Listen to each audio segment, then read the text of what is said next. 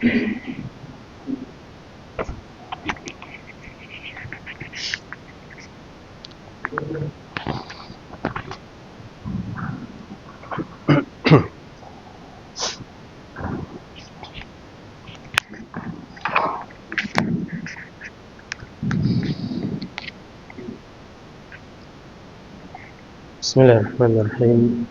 Assalamualaikum warahmatullahi wabarakatuh. Innal hamdalillah nahmaduhu wa nasta'inuhu wa nastaghfiruh wa na'udzu billahi min shururi anfusina wa min sayyiati a'malina. Man yahdihillahu fala mudilla lahu wa man yudlil fala hadiya lahu. Asyhadu an la ilaha illallah wahdahu la syarika lah wa asyhadu anna Muhammadan abduhu wa rasuluh. Allahumma salli wa sallim wa barik ala nabiyyina Muhammad wa ala alihi wa sahbihi wa man tabi'ahum bi ihsanin ila yaumil qiyamah. Qala Allah ta'ala ya ayyuhalladzina amanu taqullaha haqqa tuqatih wa la tamutunna illa wa antum muslimun. Alhamdulillah, jemaah kaum muslimin dan juga muslimah rahimakumullah. Alhamdulillah, asyhadu ya Allah wa iyyakum ila sabili wa ta'atih. Senantiasa kita mengharapkan rahmahnya, kasih sayangnya Allah Subhanahu wa taala kepada kita semua. Juga kita berdoa kepada Allah agar senantiasa membimbing kita di atas jalan yang lurus, serta menolong kita untuk bisa istiqamah di atas ketaatan kepadanya. Alhamdulillah, senantiasa kita memuji Allah Subhanahu wa taala atas segala limpahan karunia dan nikmatnya hingga di malam hari ini, Selasa malam, kita bisa kembali berkumpul untuk melanjutkan pengajian rutin tentang tafsir Al-Quran yang kita menggunakan kitab tafsir As-Sa'di dari Syekh Abdurrahman bin Nasir As-Sa'di rahimahullah ta'ala, masih pada tafsir dari surah Al-Fatihah. Dan kemarin kita sudah sampai pada kalimat Alhamdulillahi Rabbil Alamin, selesai ya. Nah, ini pada surah Al-Fatihah setelah kita baca, ada ayat yang pertama, kalau dalam mushaf itu tertulis kalimat Bismillahirrahmanirrahim. Dan itu sudah kita bahas. Itu merupakan sebagian pendapat ulama ayat tersendiri yang dibaca setiap membaca di awal surah. Kemudian Allah Ta'ala berfirman Alhamdulillahirabbil alamin. Itu menunjukkan segala puji, pujian yang sempurna, mutlak untuk Allah. Kemudian siapa itu Allah? Rabbil Alamin. Allah adalah Rabb alam semesta. Yang dimaksud dengan makna Rabb, yang sudah disebutkan, mengandung makna yang menciptakan dan yang menguasai dan yang mengatur. Allah adalah Al-Murabbi, yang mengatur, yang memelihara seluruh alam semesta. Sedangkan makna alam semesta itu apa itu? Masih ingat apa makna alam semesta? Segala sesuatu selain Allah Subhanahu wa taala. Jadi segala sesuatu selain Allah itu adalah alam semesta. Nah, maka Allah adalah satu-satunya zat yang mengatur seluruh alam semesta tersebut. Kemudian Syekh mengatakan di sini padalla qauluhu ta'ala rabbil alamin. Ini situ belum, kurang dikit itu ya, kurang satu paragraf itu tentang kalimat alhamdulillahirabbil alamin. Padalla qauluhu rabbil alamin, kalimat atau firman Allah Subhanahu wa taala rabbil alamin itu menunjukkan, dalla itu artinya menunjukkan, ala infiradihi bil khalqi wa tadbiri wan ni'ami. Jadi kalimat Rabbil Alamin menunjukkan atas infiradihi, kesendiriannya Allah Subhanahu wa taala, sendiri dalam artian mandiri, berdiri sendiri, ya, tanpa butuh bantuan dari apapun atau siapapun. Jadi Allah Ahad, Allah Maha Esa. Ya. Allah mandiri, berdiri sendiri bil khalqi, dengan penciptaannya. Ya, Allah tidak butuh bantuan dari apapun atau dari siapapun di dalam menciptakan seluruh alam semesta. Wa tadbiri, dan juga Allah berdiri sendiri mandiri di dalam mentadbir, mengatur, ya, mengurusi alam semesta. Wa ni'ami, demikian pula Allah juga berdiri sendiri dalam memberikan kenikmatan.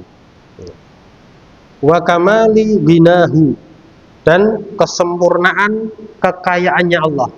Ya, makna bina, atau kalau orangnya atau isim fa'ilnya bahasa Arabnya itu ghaniyun. Ghaniyun itu artinya kaya, orang kaya. Bina itu artinya kekayaan. Wa kamali ghinahu, dan sempurnanya kekayaannya Allah. Arti daripada kaya itu artinya tidak butuh kepada selainnya, tidak butuh pada selain. Maka Allah Subhanahu wa taala ghaniyun, Allah Maha Kaya, enggak butuh pada selainnya. Demikian pula pada kalimat Rabbil Alamin itu juga menunjukkan tamami faqril alamina ilaihi. Ya. Sempurnanya atau kemutlakannya kefakiran alam semesta kepada Allah Subhanahu wa taala. Nah, ketika Allah adalah zat yang maha kaya, maka sebaliknya, selain Allah yaitu alam semesta itu adalah sangat fakir, sangat miskin. Fakir itu lebih parah daripada miskin. Ya, kalau dalam bahasa kita kan ada fakir, miskin, itu dua-duanya dari bahasa Arab. Ya, fakir miskin itu kalau dalam bahasa Arab ini adalah dua kata. Ya. Idza istama iftaraqa wa idza iftaraqa istama'a. Kaidahnya seperti itu. Artinya dua kata ini apabila disebutkan secara bersama, ada dalam satu konteks kalimat disebutkan bersama, si fakir dan miskin, maka punya makna sendiri-sendiri. Ya. Fakir itu maknanya adalah seorang yang benar-benar nggak punya apa-apa, ya, nggak punya pekerjaan, apalagi penghasilan nggak ada sama sekali, itu fakir. Kalau miskin itu dia punya pekerjaan tapi tidak mencukupi. Ya. Istilahnya kalau di tempat kita ya gajinya di bawah UMR, tidak mencukupi apa untuk penghidupannya, itu namanya miskin. Ya. Itu kalau dijadikan satu menyebutkan fakir miskin maka maknanya beda. Tapi kalau kita sekedar mengatakan oh itu si fulan miskin, ya berarti mencakup juga fakir, atau si fulan itu fakir itu mencakup juga miskin. Ini dua kata yang saling beriringan. Ketika disebutkan bersama maknanya sendiri-sendiri, tapi kalau disebutkan salah satu maka keduanya masuk jadi satu. Nah, di sini pada kalimat Rabbil Alamin, Allah adalah Rabb alam semesta, menunjukkan alam semesta itu butuh kepada Rabb, ya, butuh kepada Allah Subhanahu wa taala. Bikuli wajhin wa tibarin, dengan semua sisi dan tinjauan. Artinya dari segala sisi kita mau lihat kemanapun namanya alam semesta atau namanya selain Allah, itu pasti butuh kepada Allah Subhanahu wa taala. Ya, sebaliknya ketika kita mengucapkan alhamdulillahirabbil alamin, tanamkan dalam hati kita bahwasanya Allah Subhanahu wa taala itu maha kaya. Ya, karena Allah yang menciptakan seluruh alam semesta, menguasai dan mengaturnya sendiri saja, ya, mandiri dan berdiri sendiri. Nah, itu selesai pada kalimat alhamdulillahirabbil alamin. Kemudian di sini saya menyebutkan ayat berikutnya itu maliki yaumiddin. Nah, harusnya setelah alhamdulillahirabbil alamin ayatnya apa? Ar-Rahmanir Rahim. Nah, kenapa beliau tidak menyebutkan? Karena husnudzon kepada kita. Jadi para ulama itu seringkali kalau menulis kitab itu husnudzon kepada para pembaca. Ya, kenapa? Karena sudah disampaikan di pembahasan yang lalu pada kalimat apa? Pada kalimat basmalah. Ya, Bismillahirrahmanirrahim itu sudah disebutkan. Jadi para ulama itu dalam rangka efisiensi. Tidak perlu bertele-tele, ketika sudah disampaikan maka tidak perlu diulang.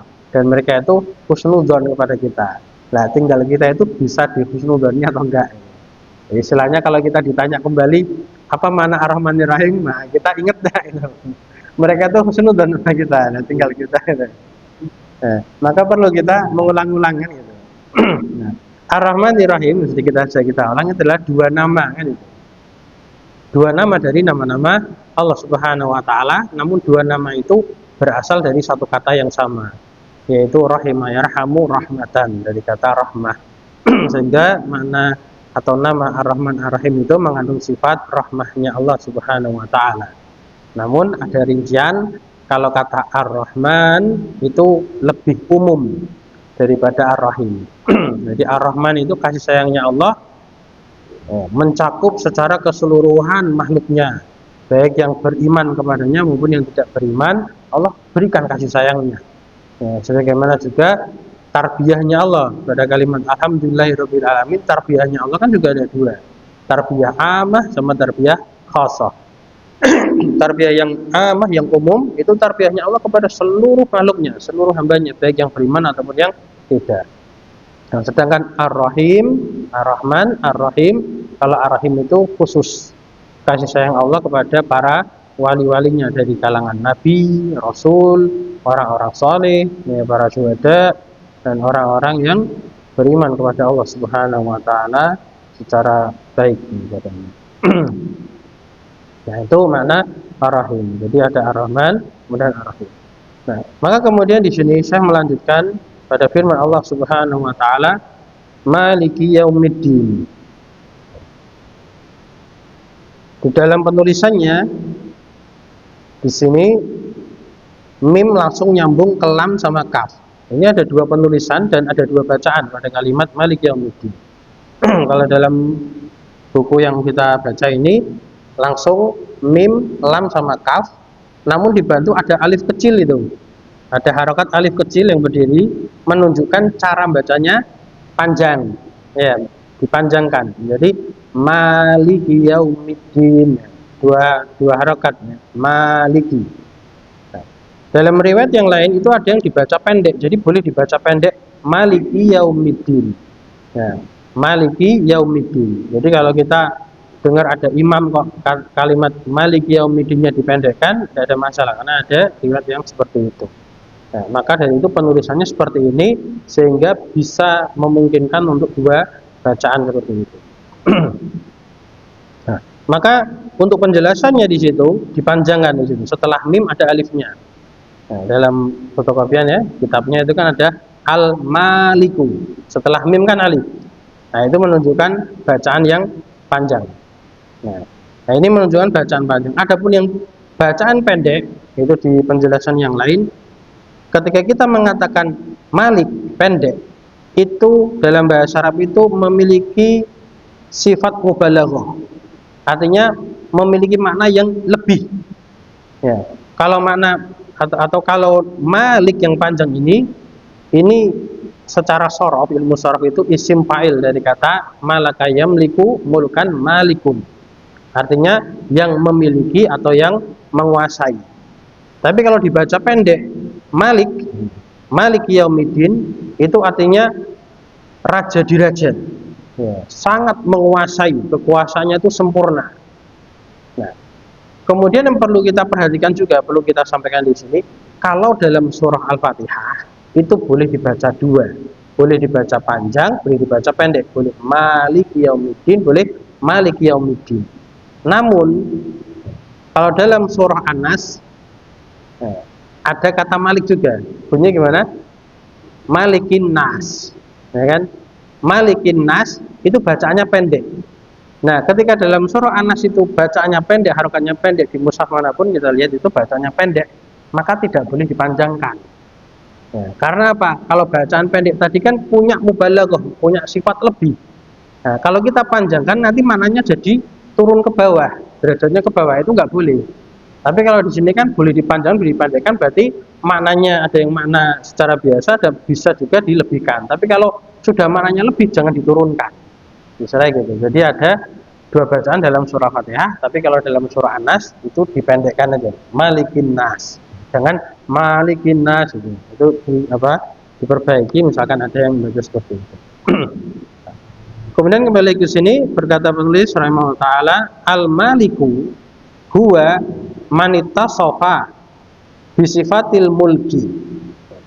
Al-Malik dia itu adalah man, sesuatu yang Kalau kita katakan man itu terjemahnya orang, jangan, karena ini kita sedang bahas Allah, jadi suatu zat aja.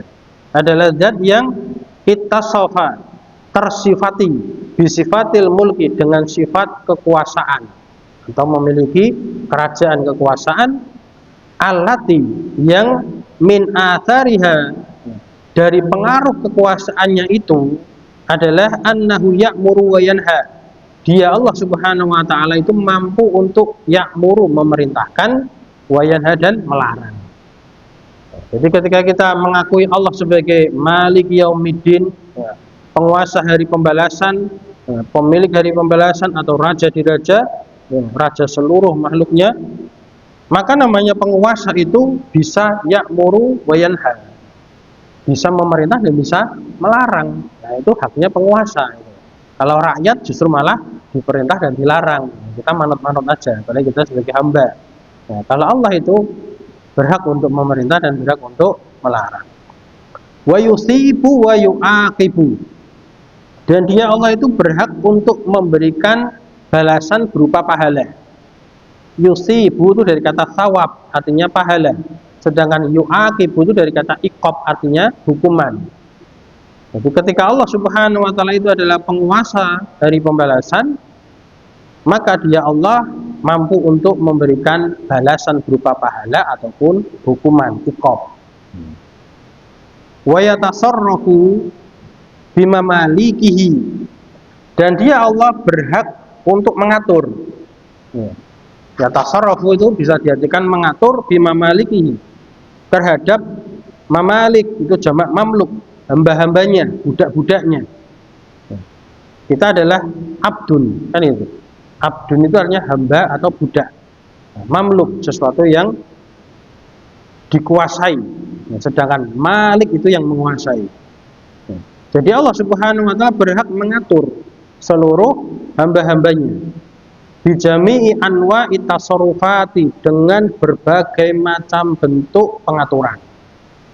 Intinya kita itu ya manut-manut aja, terserah Allah yang maha mengatur.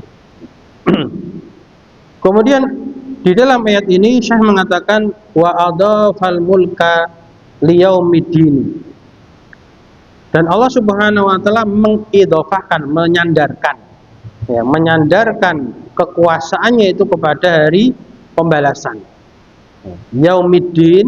Nah, ini perlu kita ketahui juga, tambahan sedikit dari saya. Makna ad-din, ini kan di sini yaumiddin kan hari pembalasan.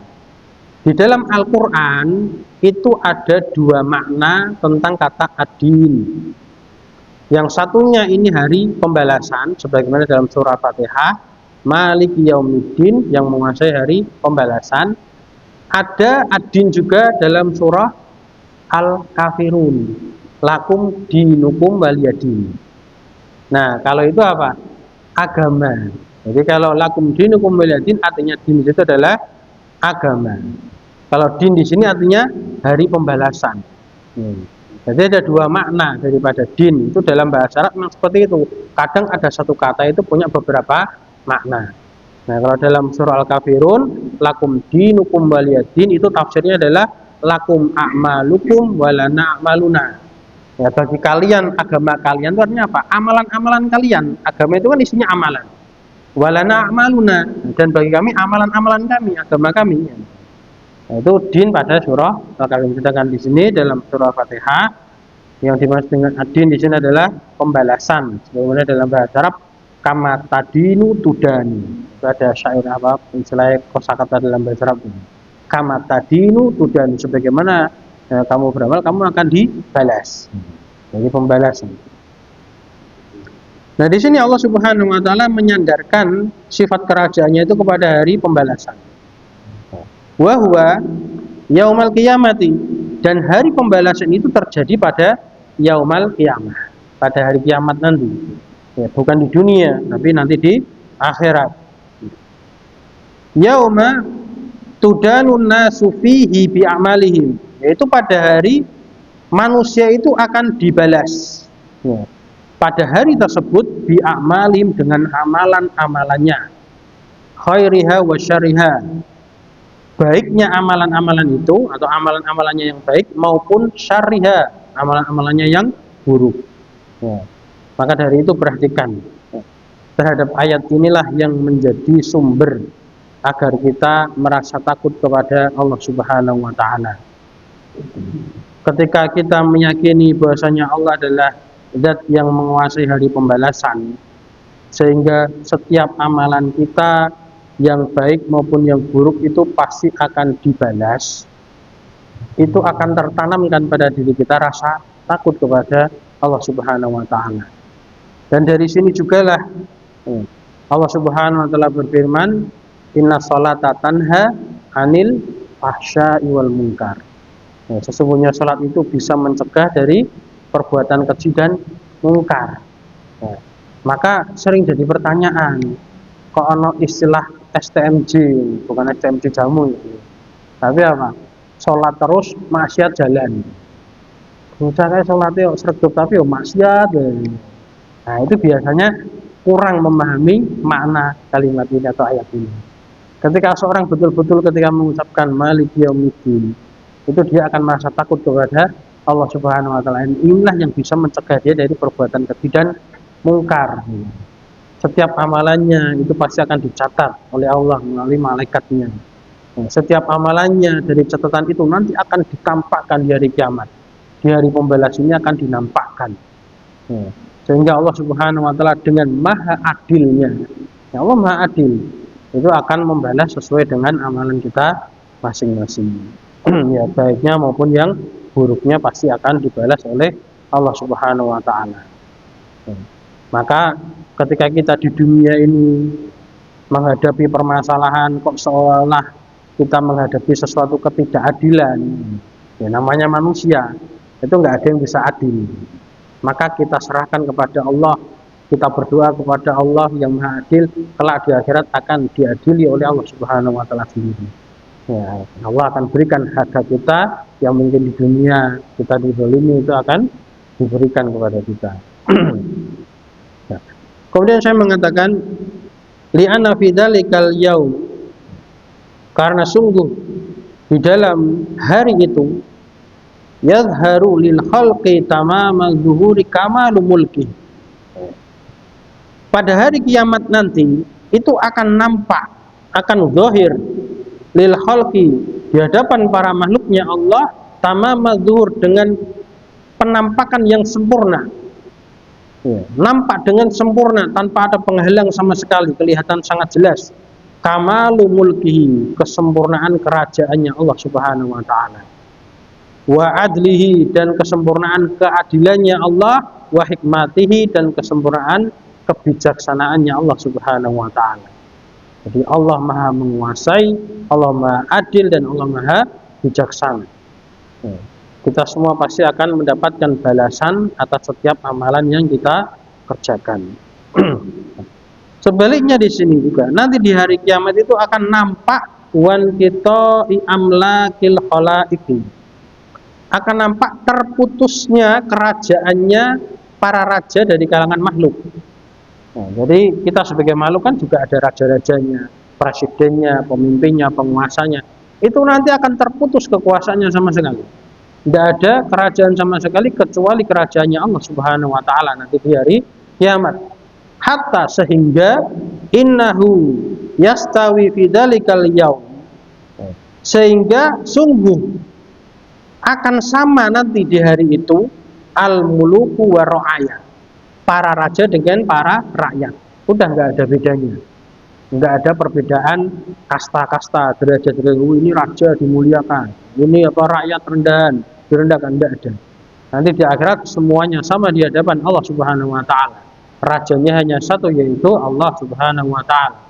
Jadi akan sama rata semuanya nanti di hari kiamat.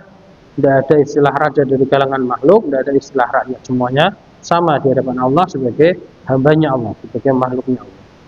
Wal abidi wal ahrari, sama juga, tidak ada bedanya antara budak dan orang yang merdeka. Ya, kalau di dunia mungkin ada perbudakan, ada juga orang yang merdeka, bebas dari perbudakan. Nanti di akhirat sama semua. Kulluhum mud'inuna li'adhamatihi. Nah, seluruh mereka itu makhluk-makhluknya Allah itu pasti akan menjadi orang yang tunduk. Mud'inuna, orang-orang yang tunduk li'azamatihi, terhadap keagungannya Allah Subhanahu wa taala. Khadi'una li'izzatihi, dan mereka semua makhluk-makhluk Allah itu juga khadi'in, sama artinya juga tunduk terhadap keperkasaannya Allah Subhanahu wa taala. Muntaziruna limujazatihi, mereka semua makhluknya Allah itu akan menjadi orang yang muntazirun, menanti-nanti, menunggu terhadap mujazah, pembalasannya. Menunggu pembalasan dari Allah Subhanahu wa taala. Rajuna thawabahu, mereka itu mengharapkan pahalanya. Ini tentunya bagi orang-orang yang beramal baik. Khaifuna min iqabihi, mereka itu orang-orang yang takut terhadap hukumannya Allah. Ini tentunya orang-orang yang beramal buruk. Maka kita introspeksi diri kita masing-masing, sebagaimana perkataan sahabat yang mulia Umar bin Khattab ini, hasibu anfusakum qabla an tuhasabu. Hisaplah diri-diri kalian sebelum kalian itu nanti dihisap di hari kiamat. Jadi sejak sekarang itu kita hendaknya introspeksi pada diri kita masing-masing. Kalau kita sudah istilahnya itu merasa berbuat baik, maka bersyukur, banyak-banyak memuji Allah Subhanahu wa taala. Tapi jangan ujub, jangan sombong. Ini saya sudah berbuat baik, jangan. Tapi kembalikan bahwasanya kita sudah beramal soleh itu adalah hidayah dari Allah. Itu adalah karunia, taufik dari Allah Subhanahu wa taala. Hanya Allah yang mampu menunjukkan pada kita, menunjuki kita untuk bisa beramal soleh. Jadi tidak ada rasa sombong dari kita, tapi kita semakin merendah. Ini kenikmatan dari Allah. Allah telah bimbing saya untuk bisa beramal soleh, maka itu disyukuri. Nah, cara mensyukurinya apa? Terus beramal soleh terus. Amal soleh diikuti dengan amal soleh berikutnya, terus sampai Allah mewafatkan kita dalam keadaan di atas amal soleh, dan itulah namanya husnul khatimah. Itu yang kita harapkan. Sebaliknya, apabila kita harus bisa merasa, jangan sampai kita itu nggak bisa merasa. Jadi bahasa Jawanya itu apa?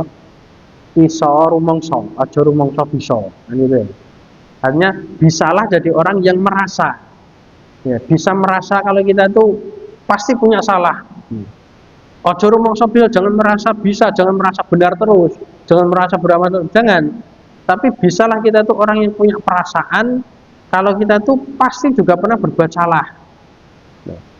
Karena orang yang sulit diperbaiki, ini sudah sunatullah itu. Orang yang sulit diperbaiki itu kalau orang itu sudah merasa benar.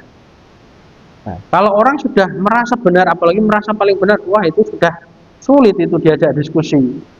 Kita ajak ngobrol, tidak bakal masuk itu nasihat kita. Kenapa? Merasa paling benar, yang lain salah itu. Itu yang sulit. Nah, orang yang masih bisa diperbaiki itu adalah orang yang masih bisa merasakan kalau dirinya itu pasti pernah berbuat salah sebagai manusia, kan gitu. Sebagaimana nama al-insan, kan manusia kan bahasa Arabnya al-insan. Itu dari kata nisyan. Dan Rasulullah bersabda, al-insanu mahalul khata' wa nisyan. Manusia itu tempatnya salah dan lupa. Udah, manusia itu isinya salah lupa gitu aja. Nah, terus apa solusinya? Berikutnya Rasulullah bersabda, wa khairul khatta'ina at-tawwabun, dan sebaik-baik orang yang sering berbuat salah adalah orang yang sering bertobat. Jadi mau tobat, mau mengakui kesalahan, mau minta maaf, itu adalah orang yang bisa diperbaiki. Orang yang baik itu seperti itu. Tapi kalau orang yang tidak merasa salah, merasa benar terus, apalagi nggak mau minta maaf, itu ya hati-hati itu. Kalau kita ada penyakit seperti itu, segera tobatlah. Ya, semoga Allah memberikan taufik kepada kita semua yang saya punya penyakit seperti itu. Nah, itu kondisi nanti di akhirat.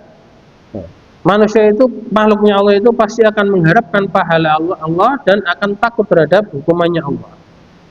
Falidzalika, saya melanjutkan, falidzalika, oleh karena itulah, khassahu bidzikri, Allah Subhanahu wa taala mengkhususkan dengan menyebutkan kalimat Malik Yaumiddin. Allah adalah zat yang menguasai hari pembalasan. Wa illa, dan jika tidak demikian, artinya Ketika Allah tidak menyebutkan Allah adalah yang menguasai pembalasan, maknanya adalah fahuwal malikul yaumiddin wa li ghairihi minal ayyam. Maka dia Allah itu adalah zat yang maha menguasai terhadap hari pembalasan dan juga hari selainnya dari hari-hari yang lain. Jadi bukan berarti jangan kita pahami ketika di sini Allah mengatakan Malik Yaumiddin, Allah yang menguasai hari pembalasan, berarti Allah tidak menguasai hari yang lain. Bukan gitu.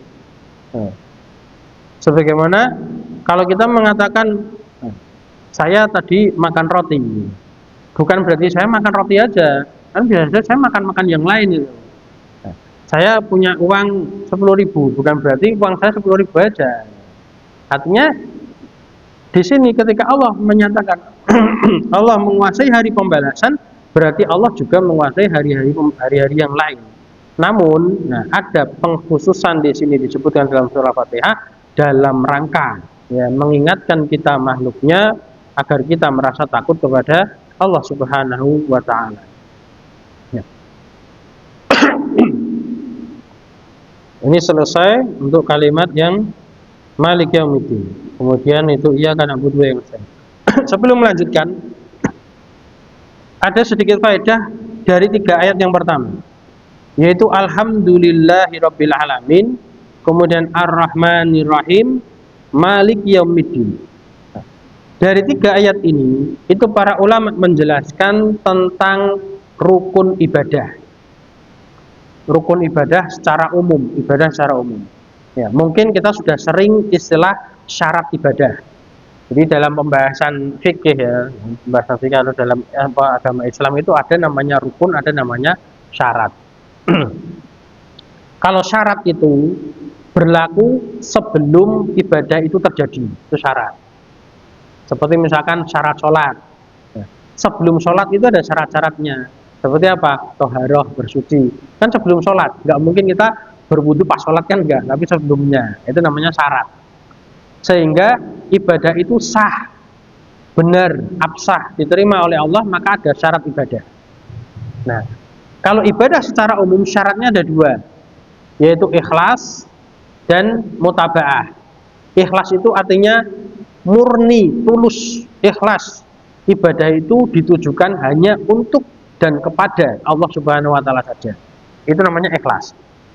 Nah, ikhlas ini, syarat ikhlas ini dari kalimat syahadat yang pertama, yaitu asyhadu alla ilaha illallah. La ilaha illallah itu artinya tidak ada yang disembah dengan benar kecuali hanya Allah. Berarti peribadahan itu hanya ditujukan kepada Allah Subhanahu wa taala saja. Jadi harus ikhlas. Nah, lawan ikhlas itu apa? Syirik. Nah, syirik itu diantaranya riya. Berarti kalau orang ibadah kok riya, itu ibadahnya nggak diterima. Ada kesyirikan di situ. Ya, berarti syarat agar amal ibadah diterima itu adalah ikhlas. Itu yang pertama. Nah, yang kedua, syarat agar ibadah diterima itu adalah mutaba'ah, artinya mengikuti tuntunan Rasulullah Shallallahu Alaihi Wasallam. Nah, syarat yang kedua ini diambil dari syahadat yang kedua, yaitu asyhadu anna Muhammadar Rasulullah. Ketika kita sudah bersaksi, saya bersaksi bahwasanya Nabi Muhammad adalah utusannya Allah. Nabi Muhammad adalah nabi dan utusannya Allah. Artinya apa? Hakikat daripada Allah mengutus nabi dan rasulnya itu untuk diikuti. Jadi jangan dibiarkan begitu saja. Kita punya nabi, kita punya rasul, kok tidak diikuti, ya tidak ada gunanya. Jadi kita bersyahadat itu menunjukkan kita mengakui Nabi Muhammad SAW sebagai nabi dan utusannya Allah. Berarti ketika kita beribadah, ibadah kita harus sesuai tuntunan Rasulullah. Nah, itu syarat ibadah ada 2, ikhlas dan mutaba'ah. Harus ikhlas dan mengikuti tuntunan Rasulullah SAW. Nah, itu syarat. Syarat itu berarti sebelum masuk ibadah. Tapi kalau sudah masuk ibadah, ada yang namanya rukun ibadah. Ada rukun ibadah. Ini ibadah secara umum apa saja, baik sholat, sedekah, zakat, macam-macam. Nah, rukun ibadah itu ada 3, diambil dari firman Allah Subhanahu wa taala ini, alhamdulillahirabbil alamin, arrahmanirrahim, maliki yaumiddin. Yang pertama adalah al-mahabbah. Apa arti mahabbah? Cinta. Ya. Jadi, ketika kita beribadah kepada Allah harus ada rasa cinta kepada Allah Subhanahu wa taala. Nah, ini dari kalimat alhamdulillahirabbil alamin. Ya, kalimat alhamdulillah kemarin yang sudah kita bahas. Ya, alhamd itu maknanya adalah pujian yang disertai dengan ta'zim dan mahabbah, pengagungan dan rasa cinta kepada Allah Subhanahu wa taala. Dan namanya ibadah itu kan pengorbanan. Tidak mungkin orang itu mau berkorban kalau tanpa ada rasa cinta. Ya, sebaliknya, namanya cinta itu pasti butuh pengorbanan kan ini. Nah, ini rukun yang pertama, rukun ibadah yang pertama adalah mahabbah. Kemudian rukun ibadah yang kedua adalah ar-roja, berharap kepada Allah Subhanahu wa taala. Nah, ini dari ayat Allah taala yaitu Ar-Rahmanir Rahim. Ketika kita meyakini bahwasanya Allah adalah zat yang maha rahmah, yang maha pengasih, berarti kita mengharapkan kasih sayang Allah. Ketika kita beramal ibadah, kita mengharapkan pahala dari sisi Allah Subhanahu wa taala. Dan jangan disalahpahami juga, karena sebagian orang ada yang mengatakan kalau orang ikhlas itu sudah nggak usah mengharapkan apa-apa, katanya gitu. Nah, betul, namanya ikhlas itu tidak mengharapkan apa-apa dari selain Allah, itu namanya ikhlas. Tapi kalau ikhlas itu seseorang beribadah tetap berharap, tapi berharap kepada hanya Allah Subhanahu wa taala saja. Nah, itu namanya ikhlas itu. Tetap berharap hanya kepada Allah. Nah, kalau berharap kepada selain Allah, nah itu namanya nggak ikhlas, nanti riya itu. Mengharapkan pujian dari orang, mengharapkan kedudukan, mengharapkan jabatan, mengharapkan pahala, balasan, balas budi dari orang lain. Nah, itu namanya tidak ikhlas. Nah, tapi namanya ikhlas itu adalah beribadah disertai dengan mengharapkan kasih sayang dari Allah Subhanahu wa taala. Jadi berdasarkan cinta, kemudian juga berdasarkan rasa harap kepada Allah Subhanahu wa taala. Nah, kemudian yang ketiga adalah rukun daripada ibadah yang ketiga adalah al-khauf, ya, rasa takut yang tadi di sini sudah kita bahas. Ya, takut kepada Allah Subhanahu wa taala. Artinya apa? Kalau kita meninggalkan perintah Allah atau kalau kita melanggar larangan Allah, itu hendaknya kita punya rasa takut. Nanti Allah akan mengadab kita. Karena itu sudah sunatullah, itu sudah ketetapan Allah. Namanya kita itu makhluk, kita diciptakan oleh Allah Subhanahu wa taala ya untuk beribadah kepada Allah Subhanahu wa taala. Demikian juga kita juga harus punya rasa takut ketika kita beribadah itu, kita takut atau khawatir ibadah kita tidak diterima oleh Allah Subhanahu wa taala. Itu yang berat. Itu yang berat ya. Biasanya orang kalau sudah ibadah itu biasanya pede itu. Alhamdulillah aku ibadah kalau diterima. Nah, sedangkan para ulama itu dulu itu mereka senantiasa khawatir ya, ketika setelah beribadah itu tidak diterima ya. Sehingga apa? Mereka terus menutup ibadah dengan ibadah yang lain. Sudah sholat wajib, itu khawatir sholat wajibnya tidak diterima. Terus gimana? Ditutupi dengan sholat sunnah. Demikian pula tentang istighfar. Nah, istighfar itu tidak hanya diucapkan ketika orang berdosa saja.